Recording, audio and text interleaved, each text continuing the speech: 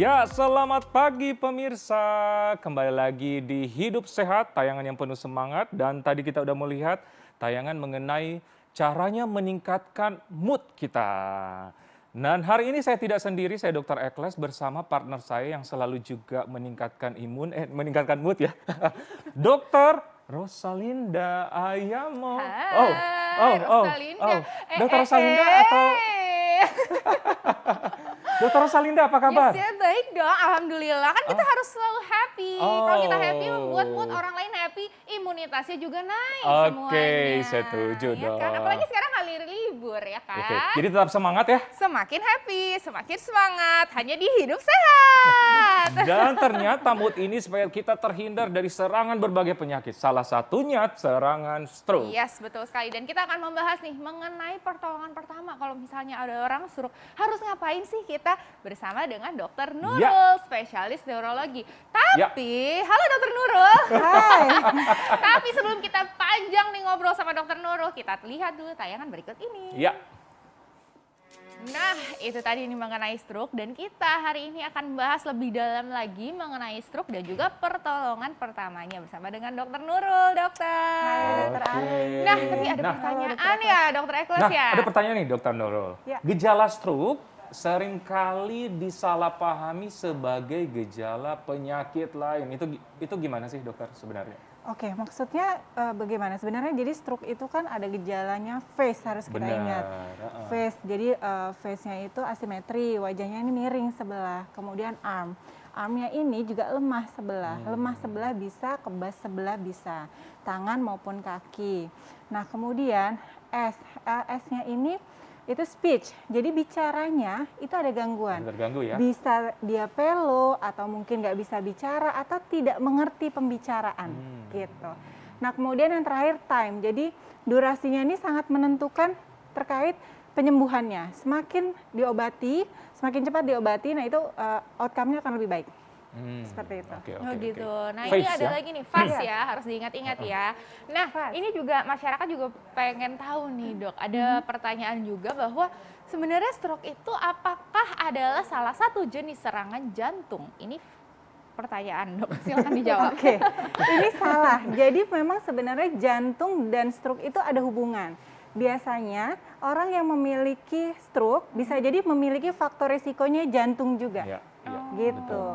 Jadi orang yang jantung belum tentu stroke, orang yang stroke belum tentu jantung. Ya, Jadi pada akhirnya tuh ternyata sama nih faktor risikonya, misalnya apa aja tuh dok faktor risikonya? Faktor risikonya misalnya, 1, hipertensi, 2, diabetes mellitus, 3, hiperkolesterol, kolesterolnya tinggi, kemudian asam uratnya tinggi, obesitas, lalu kemudian faktor risiko yang kita tidak bisa kontrol salah satunya usia, jenis kelamin, ras. Nah, itu hal-hal yang perlu kita waspadai. mencetuskan ya? Iya, mencetuskan. Oke, dokter Nurul, ada fakta mitos nih yang berada di masyarakat. Nah, tanda gejala stroke paling umum itu adalah mati rasa dan kelemahan pada wajah, tangan, dan kaki. Fakta atau mitos, dokter? Fakta, Dokter Ekles. Fakta. Ya. Oke. Kenapa, dok? Ya, jadi memang keluhannya itu yang pertama adalah tadi yang saya sebutkan. Ini sisi sebelah wajahnya itu asimetris. Ya, yang kemudian gerakan sebelahnya itu lemah. Kemudian tadi yang saya bicarakan, bicaranya. Nah, bicaranya itu ada gangguan, ya. Kemudian kebas sesisi. R-nya itu rabun atau tiba-tiba buta mendadak. Iya, betul. Dan yang terakhir adalah S-nya ini sakit kepala yang sebelumnya tidak pernah dirasakan. Jadi ini sakitnya sakit banget gitu. Oke. Segera ke RS. Iya, Benar. jadi kalau ada keluhan itu segera ke RS. Iya. Oke, nah fakta mitos berikutnya nih dokter. Orang yang terserang stroke biasanya tidak mampu melakukan pertolongan pertama tanpa bantuan orang lain. Ini fakta atau mitos dokter? Tapi jangan dijawab dulu dokter, saat lagi kita akan kembali tetap di Hidup Sehat. Nah, di sini ini siapa yang masih sering banget begadang, ayo kita putus dulu mata rantai begadangnya ya kan, supaya bangun pagi tuh kita bisa lebih fresh ya kan. Dan juga kalau pagi biasanya tuh harus digunakan untuk kegiatan bermanfaat seperti olahraga sambil nonton Hidup Sehat. Pinter ya kan? banget. Pinter ya Rosalinda ya hari ini ya? Iya, Rosalinda ya kan. Oke, Rosalinda tadi ada fakta mitos ya yang Ada, terjawab. Rosalinda, fakta Dokter Alin. mitos, ya kan. Katanya Oke. nih orang yang sudah terkena stroke itu tidak mampu melakukan pertolongan pertama tanpa bantuan orang Ya. lain. Ini fakta atau mitos, Dokter Nurul? Silakan. Iya, secara umum sih benar Dokter Arlin. Fakta berarti ya, Iya, Dok? tapi balik lagi ke kondisinya. Karena stroke itu kan ada yang gejalanya ringan, kemudian Ya, sedang setuju. atau berat gitu.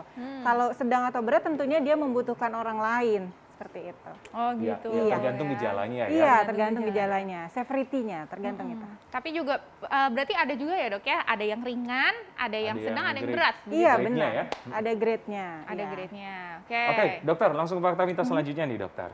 Nah, jika terjadi serangan stroke, jangan sampai tertidur. Fakta atau mitos? Mitos, Dokter Ekles. Mitos. Nah. Iya, ini nggak ada hubungannya sih sama tidur atau enggak. Tapi memang ada stroke yang timbulnya setelah bangun tidur atau saat bangun tidur, gitu. Jadi itu tidak ada hubungannya, nggak boleh tertidur atau enggak ada. Nggak ada hubungannya. tidak ada ya. hubungannya. Oke. Tetap harus waspada tapi ya. Tetap harus. Yes. Yang penting Selanjutnya faktor nih. resiko kita tanganin dengan baik. Faktor risikonya itu Iya. yang penting ya. Nah ini sempat beredar viral nih di medsos Wow. nih dokter. Wow. Menusukkan jarum di area telinga atau jari hingga berdarah.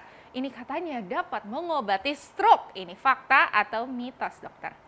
Mitos, Dokter Arlin. Mitos. Ya, jadi jangan Hoax, pernah Mbak. lakukan itu di rumah. Don't try this at home. Benar, ya. benar, nggak benar. boleh Salah juga ya, banget Dok, ya? ya, boleh banget. Ya. Tidak Benar. boleh. Ini Tidak sempat akan viral. menyembuhkan, tidak akan punya efek apa-apa.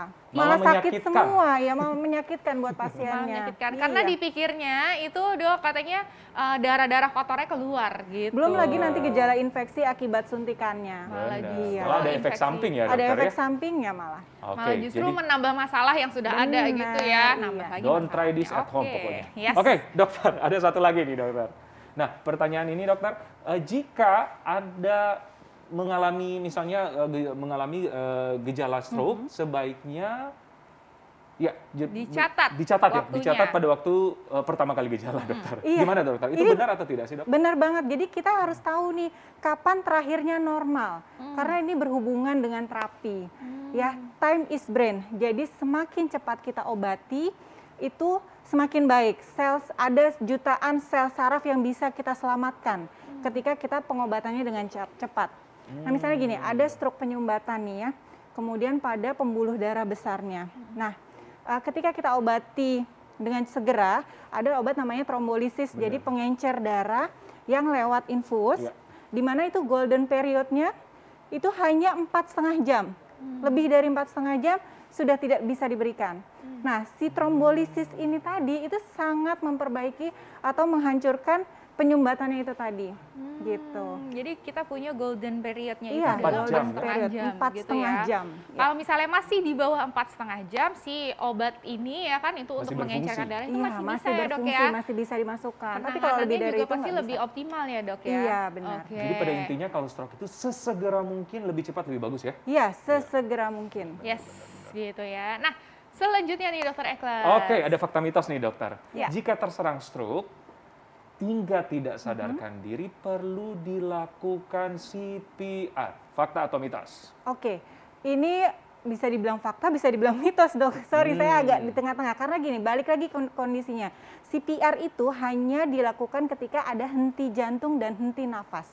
Ketika masih sadar, makanya ketika kita menemukan pasien tiba-tiba tidak sadar, kita cek dulu nih nadinya masih teraba atau tidak. Bisa di area tangan atau di area leher. Leher, ya. Atau bisa juga kita raba di daerah dadanya nih, denyut jantungnya masih teraba enggak. Kemudian nafasnya, kita lihat nih dadanya mengembang enggak.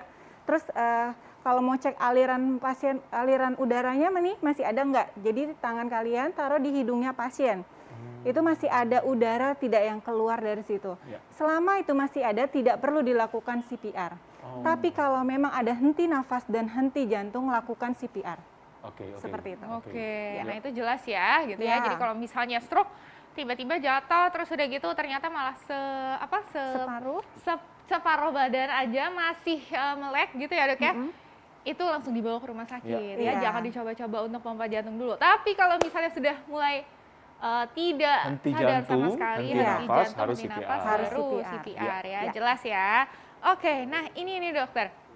Biasanya kan kita sifatnya kepo ya dok ya. Kalau misalnya ada yang jatuh gitu tiba-tiba, terus berkerumun gitu ya, pasti ada yang berteriak tuh, ayo ini harus dikasih minum, Ya. dikasih ini, dikasih itu gitu ya. Nah ini fakta atau mitos nih dokter?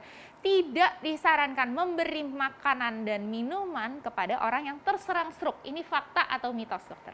Ini fakta. Fakta. Iya. Kenapa demikian? Satu, kalau pasien tidak sadar, ketika kita berikan makan atau minum, dia akan masuk ke area paru-parunya. Nah, ini berbahaya. Kemudian yang kedua, Ya. sama seperti misalnya pasien sadar, tapi pasien ada kelemahan otot menelannya.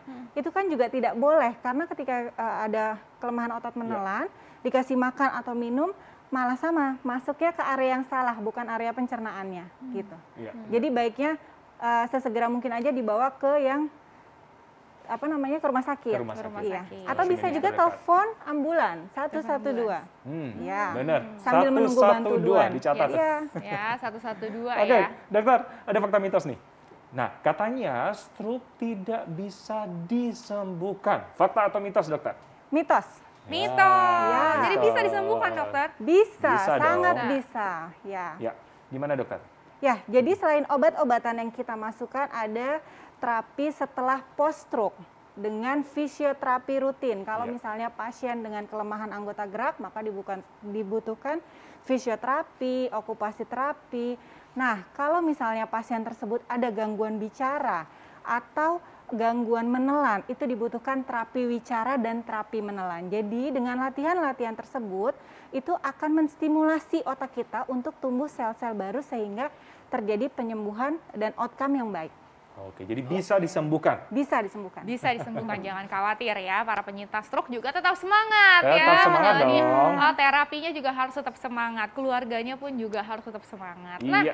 ini dokter, kita mau tipsnya nih dok, apalagi untuk masyarakat, pemirsa hidup sehat yang sedang menonton nih, bahwa gimana sih caranya kalau misalnya di sekeliling kita, keluarga kita atau teman kita gitu ya, di depan mata kita Iya. tiba-tiba ada yang terserang stroke. Apa sih yang harus kita lakukan? Pertolongan pertamanya tuh apa sih yang tepat supaya masyarakat bisa tahu dan melakukan? Silakan dokter. Oke, yang pertama kita pastikan dulu pasien itu sadar atau tidak. Ya, kemudian kalau misalnya di rumah ada tensi, kita bisa lakukan tensi. Ya. Atau misalnya ada cek gula darah, kita bisa juga lakukan cek gula darah. Sambil menunggu bantuan tercepat. Artinya di sini adalah tadi telepon ambulan. Itu nomor satu berarti ya Nomor dok satu ya? Nomor ya. satu. Nomor satu itu Iya. adalah call for help ya, Benar, Iya, telepon call for bantuan. help. Telepon ambulan, Yes. telepon emergency call, ya kan? Karena 4 jam period tadi ya. Iya, karena kita mengejar 4 jam period tadi Iya. gitu. Setelah itu? Kemudian setelah kita pastikan bahwa pasien aman, tidak ada henti nafas, tidak ada henti jantung, maka kita posisikan pasien dan kita harus berikan yakinkan pasien bahwa kondisi ini baik-baik aja gitu, tidak usah panik. Intinya sih seperti itu. Oh, jangan panik. Iya, Oke. jangan panik ya. Yes. Karena semakin kita obati, semakin cepat kita obati, itu penyembuhannya akan baik. Nah, Oke. makanya intinya adalah cari bantuan tercepat Terus dari yang rumah kedua sakit. tadi, Ja- tenangkan pasien. jangan Tenangkan kitanya pasien, juga jangan panik. Kemudian Ya. kalau misalnya di rumah punya tensi, punya pemeriksaan gula darah, kita cek juga. Ini Ya. untuk dilaporkan ke tenaga medis yang akan datang ke rumah kita tadi. Iya, Posisi badan, ada posisi tertentu yang dianjurkan? Posisi badan sih baiknya memang biasa aja, tidak ada posisi tertentu, kecuali kalau pasiennya tidak sadar, itu gula darahnya rendah. Nah, itu bisa kita misalnya posisikan Trendelenburg, jadi artinya kepalanya di bawah. Di bawah. Tapi ya kalau memang kondisi yang aman adalah posisi kepalanya 30 derajat dari bed. Oke. Nah, kurang lebih gitu deh. Ada Agak bahan, dikasih berarti ada bantal ya? ganjel Bantal ya? bantal ya Agak dok ya, bantal, dengan kasih bantal catatan tidak 2. ada trauma ya dok Benar. ya. Iya, benar. Oke, nah terus misalnya ada baju gitu dok, Dilonggarin? dilonggarkan atau gimana? Nggak sih, nggak Nggak apa-apa. perlu Nggak ya ada dok ya, masalah. nggak perlu. Jadi tidak perlu dilonggarkan bajunya. Yang penting adalah harus segera cepat ya. Pertolongan pertama. Pertolongannya. Iya. Betul, Iya, dan juga nggak usah pertolongan dikerumunin gitu ya, malah Benar. justru mereka butuh Nanti, oksigen ya dok iya, ya. Boleh benar. nggak dok kalau misalnya sekarang kan mungkin ada beberapa yang udah punya tabung oksigen, dipakein tabung Boleh, nggak apa-apa. dipakein Kita- oksigen iya, boleh ya? Terutama misalnya ketika saturasinya dia rendah di bawah 95 itu boleh kita oksigen. Tapi Boleh. pertolongan pertama diberikan oksigen dulu juga nggak ada masalah. Boleh, oke. Iya, oke. Baik dokter, terima kasih. Iya. Informasinya sangat menarik dan luar biasa dan sangat jelas. Iya. Pokoknya kita harus waspada. Nah, dokter Arlin, salah satu penyebab stroke kan adalah kolesterol. Yes. Nah, kali ini kita akan membahas mengenai kolesterol dan apa saja makanan yang mengandung kolesterol. Iya betul Nah, sekali nih, dan nanti kita akan bahasnya bersama dengan dokter gizi klinik loh Iya. ya. Sesaat lagi hanya di Hidup Sehat.